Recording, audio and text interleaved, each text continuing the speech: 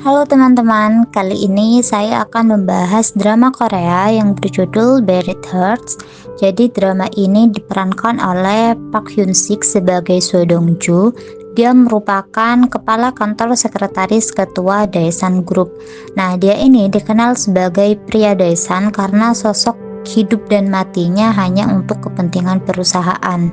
Nah, di balik loyalitasnya yang tampak sempurna, So Dong Ju ini memiliki ambisi yang sangat besar untuk menguasai Daesan Group sepenuhnya.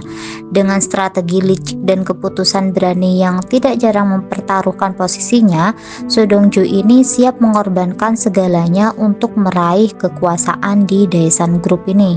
Nah, di sisi lain ada Yoon Jang Son yang diperankan oleh Hu Jun Ho. Dia merupakan profesor hukum sekaligus mantan direktur Badan Intelijen Nasional yang paling berpengaruh di dunia politik Korea Selatan. Nah, di sini si Dong Ju ini sedang jatuh koma.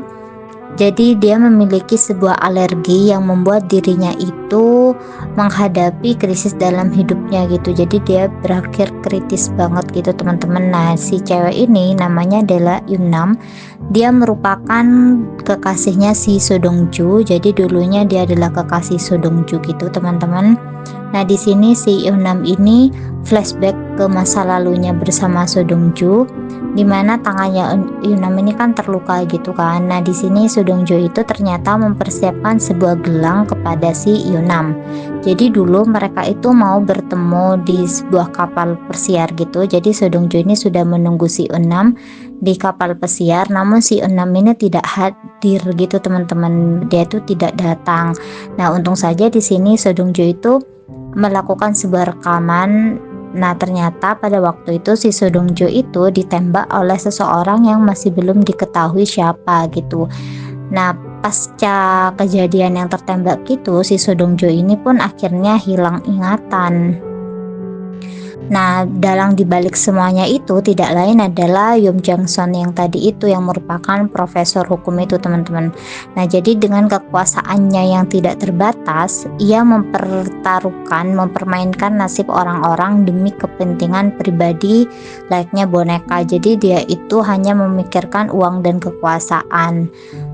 Nah, pada satu titik So Dong Ju ini pernah membobol dana gelap politik senilai 2 triliun won demi bertahan hidup. Nah, tindakannya ini tanpa sengaja yang akhirnya mempertemukannya dengan sosok si Yom tadi itu. Kejadian ini pun yang akhirnya memicu konflik yang sampai si So Dong Ju ini ditembak di kapal pesiar itu teman-teman. Nah, jadi di sini dokter menjelaskan kalau misalnya si So Dong Ju itu masih harus diperhatikan kondisinya, karena meskipun matanya terbuka itu hanya fungsi fisiknya aja gitu, tapi secara kognitif dan secara kemampuan lainnya So Dong Ju ini masih belum benar-benar pulih gitu. Nah, ini adalah profesor hukum yang tadi itu yang jahat banget itu.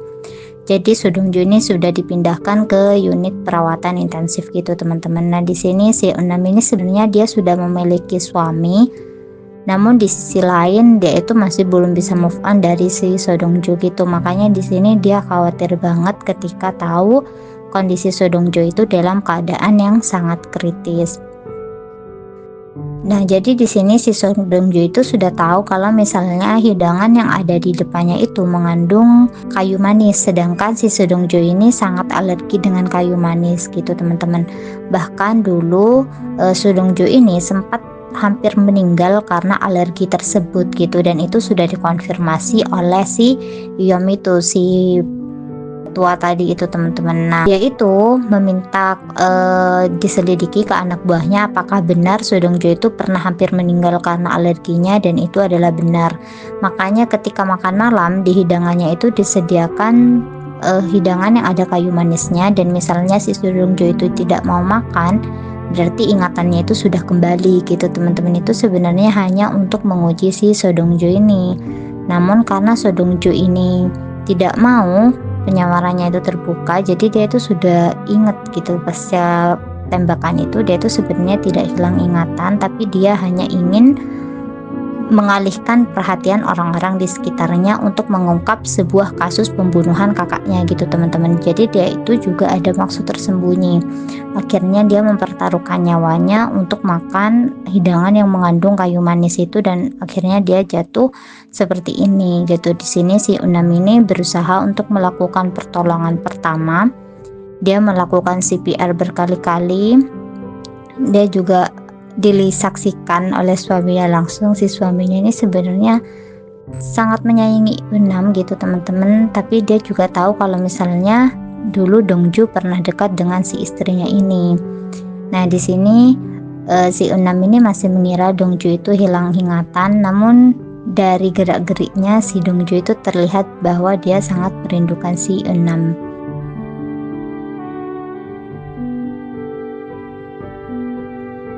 Nah ini ketika si pelayannya si ketua tadi itu mengkonfirmasi bahwa si Sodongju ini benar-benar alergi terhadap kayu manis gitu teman-teman. Jadi keadaannya itu langsung kritis banget, itu sangat fatal. Nah si cowok ini adalah Ildo, jadi dia itu adalah menantu dari pemilik Daesan Group ini. Nah dia juga berambisi untuk bisa menguasai Daesan Group, dan dia bekerja sama dengan Yop untuk bisa menjadikan Daesan Group ini miliknya dan menyingkirkan si Sodongju ini gitu. Karena Sodongju ini kan memiliki peran yang sangat penting juga kan di Daesan Group, dan dia merupakan salah satu orang kepercayaan pemilik Daesan Group ini gitu teman-teman. Nah dia tuh sebenarnya sudah tahu kalau misalnya si Dongju ini alergi terhadap kayu manis, makanya di sini dia tuh memperhatikan apakah si Sodongju ini benar-benar hilang ingatan atau tidak gitu teman-teman. Nah ini si Enam itu ketika dia makan hidangannya, dia merasa kalau itu mengandung kayu manis, makanya dia langsung kepikiran kepada si Sodongju gitu teman-teman, karena dia tahu Sodongju itu alergi terhadap kayu manis. Nah tidak lama kemudian akhirnya si Sodongju itu langsung kolaps tadi itu teman-teman. Nah ini dia mulai menunjukkan gejala kayak gatal-gatal dan panas di sekitar area lehernya gitu, namun dia tetap kekeh untuk memakannya karena tidak ingin orang-orang tahu kalau dia sudah tidak hilang ingatan gitu. Nah ini pasca kejadian tertembak tadi itu, jadi dia itu tertembak karena si musuhnya ini mau melakukan tembakan lagi, dia itu langsung menenggelamkan dirinya ke dalam air gitu teman-teman.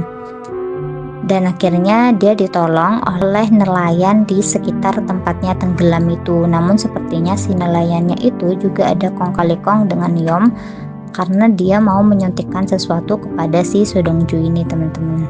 Tuh. Jadi di sini si Sodongju ini menghadapi banyak banget masalah, banyak banget yang tidak menyukai dia. Jadi ini adalah kejadian ketika di kapal pesiar, dia itu menunggu Enam tapi Enam itu nggak datang-datang, dan ini juga ada yang mau mencelakai dia gitu. Jadi di dalam sebuah rumah tiba-tiba ada yang menghajar dia sampai di bagian lehernya dia terluka seperti ini gitu teman-teman. Dan dari sinilah, dari kejadian ini, dia kemudian tahu siapa dalang dibalik semuanya. Makanya dia bertekad untuk melakukan balas dendam sampai akhirnya dia berpura-pura hilang ingatan tadi itu teman-teman. Jadi si laki-laki ini adalah salah satu orang suruhan Yom yang menyuruhnya untuk bisa membunuh si Sodongju gitu. Jadi semua orang itu berambisi untuk membunuh Sodongju, karena Sodongju ini kan setelah membobol uang yang berapa ratus triliun itu, Sodongju itu memasukkannya ke dalam berangkas, dan itu yang tahu tuh hanya si Sodongju gitu teman-teman. Jadi mereka itu merasa sangat terancam dengan adanya si Sodongju ini gitu. Oke teman-teman, mungkin segitu dulu dari aku. Terima kasih banyak, bye bye.